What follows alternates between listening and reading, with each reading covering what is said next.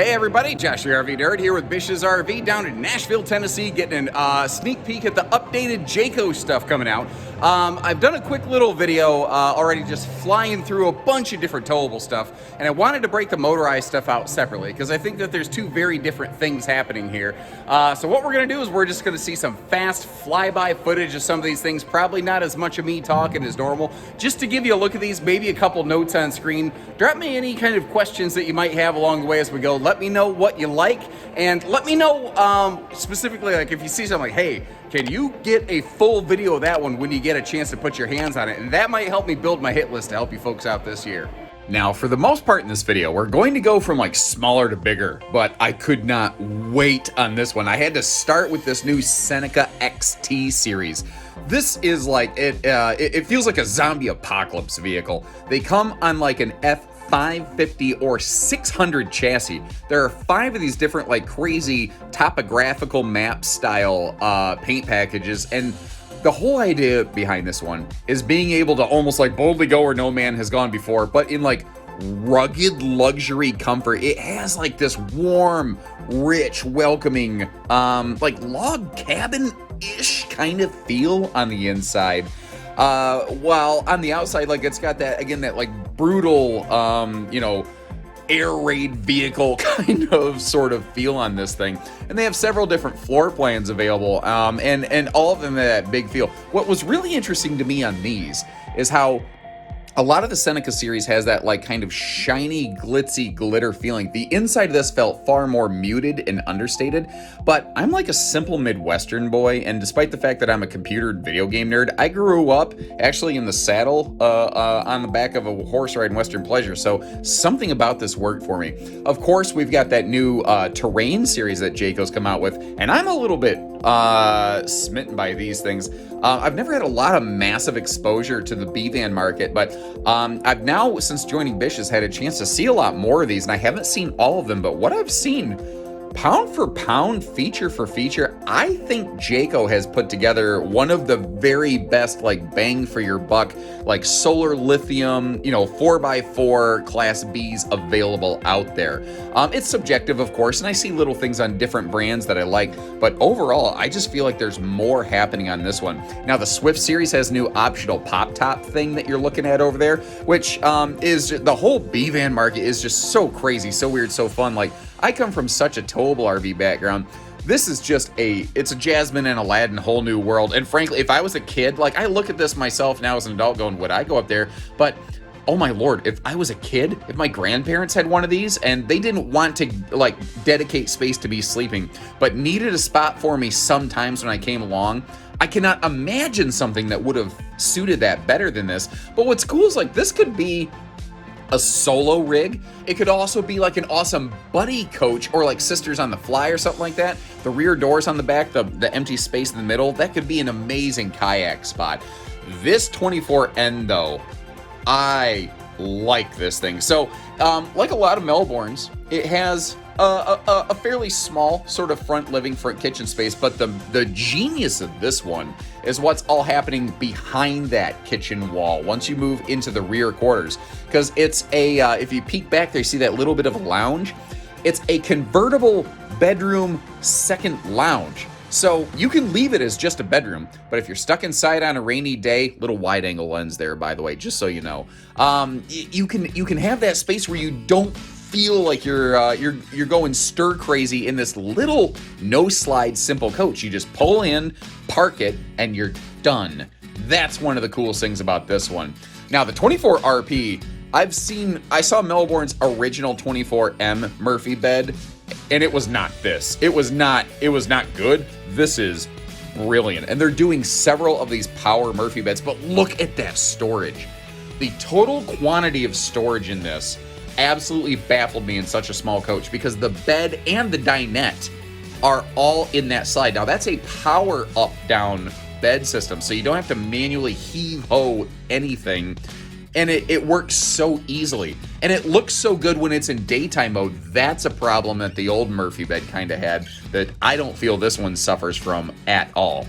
Now, moving over to the more conventional Class C series, this Redhawk 26M has that same power Murphy in the super slide kind of thing going on here, but it has a little bit more size, and they did some things with the entertainment center on this one. I think that this has a better, more direct-facing entertainment center. You are like right on Boardwalk and Park Place with this. But behind that fireplace, that's actually where that outdoor camp kitchen is located.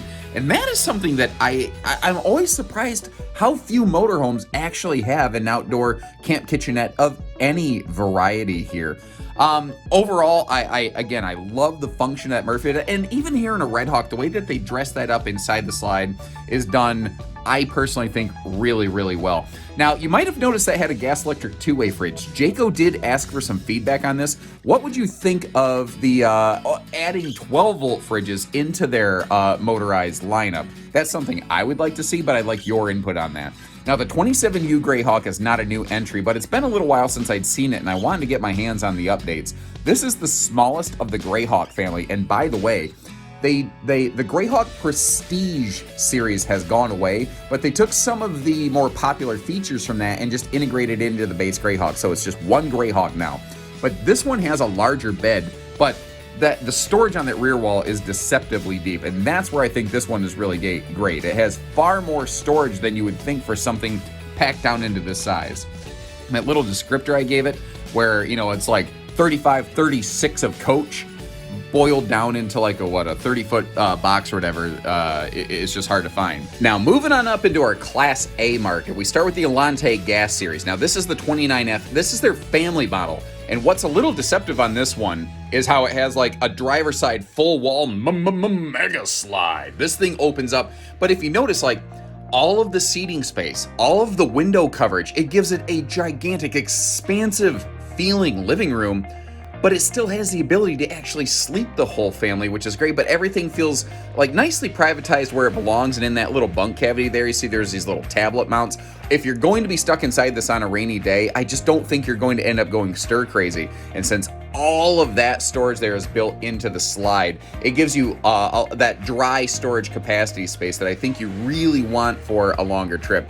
Now, going from Alante up to Precept here, we will kind of begin with a little A-B comparison between the Precept Prestige with a paint package versus the standard Precept. And I'm jumping out of order a bit, but we're looking at a Prestige right now. So you go from Alante to Precept, and then they add some nice glitz and glitter where it's like an in-betweener. It bridges the gap between a gas Class A motorhome and a diesel pusher by bringing many of the popular diesel features, feels, and floor plans into a more accessible gas market. Not to mention, diesel's great. It gives you awesome power, but it also comes with its own hiccups like extra maintenance, and not everybody wants that.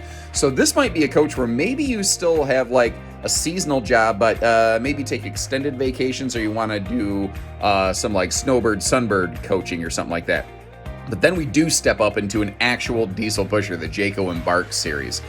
These have come so far since they were first introduced here, and in so many ways, it's almost weird to say, it almost doesn't feel like a Jayco. They start to bring in some of that almost like Integra kind of feel to them. You see just the beautiful gloss on a lot of the furniture, and they start to just take everything up a notch. Like some of the things that we'll see when we get into this, just the extra framing around that power televator instead of just a TV that pops up and down out of a counter. Like everything is done with intent. You see all the extra detail work there around that dinette. In case you were curious, the cushion on the dinette floor, that's the convertible sleeper cushion.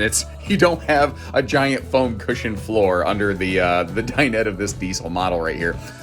Driver's side mega slide over here. This is a middle bathroom, or middle bedroom with a rear bathroom ensuite. But when you start getting into Integra, what you'll notice is you see that big door beside that toilet. That is where you actually come with things like washer dryer from the factory. So this is we're leaving that boundary of like conventional way behind us at this stage.